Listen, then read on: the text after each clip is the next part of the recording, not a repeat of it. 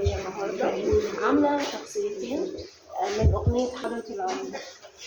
حضرة العمدة ولقوا شخصيه يعني في مكان تاني، بس هي فنانة عرائس.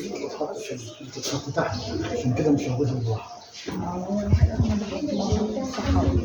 معلش انا بدي ملاحظات عشان تراعوا.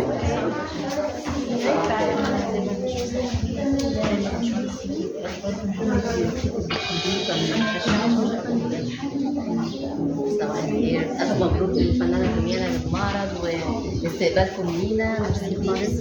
أنا منار مصطفى، باحثة بالدراسات المصرية القديمة وفنانة تشكيلية طبعا. الشخصية النهارده عندي بقدمها مش مشاكلتي.